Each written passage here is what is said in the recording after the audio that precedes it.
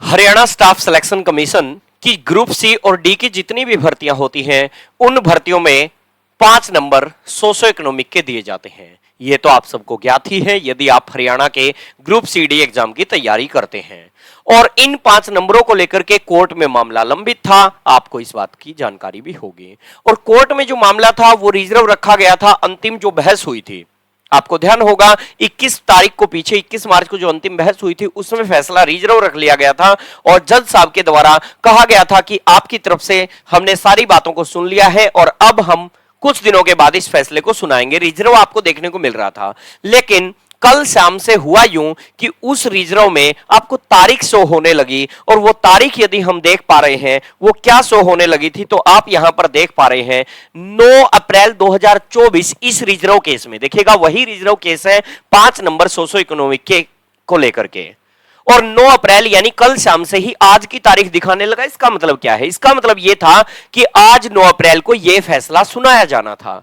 तो सर क्या रहा, आखिर यह फैसला सुना दिया गया है कि नहीं सुना गया है? तो आज 9 अप्रैल को इस फैसले के ऊपर सुनवाई हुई, पक्ष विपक्ष आए, इसके ऊपर जैसे ही सुनवाई होती है तो इस फैसले को रीओपन कर दिया गया। जी हां, जो ये रिजर्व था अब ये रिजर्व हट गया और रीओपन कर दी गई है फाइल। रीओपन का मतलब होता है दोबारा से इस पे फिर से तर्क वितर्क, फिर से बहस चर्चा शुरू करेंगे।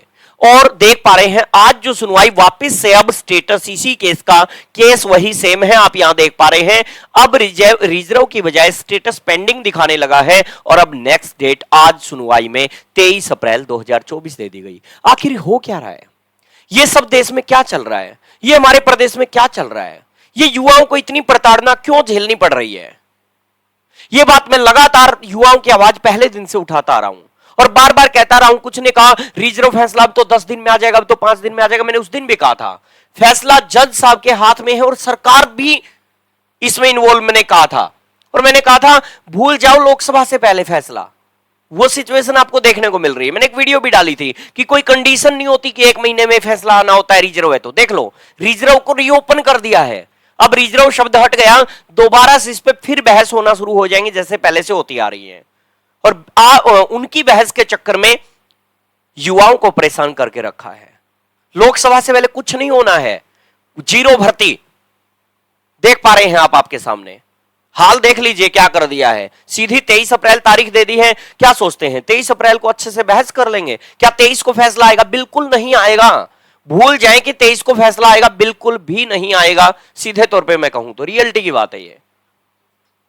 भर्ती रोको गैंग कौन है आप देख सकते हैं, सरकार है कि युवा है, आप खुद इस बात को परख लीजिएगा। और आपकी क्या राय है कमेंट बॉक्स में कमेंट अवश्य करें। युवाओं को परेशान और दुखी करके रखा है।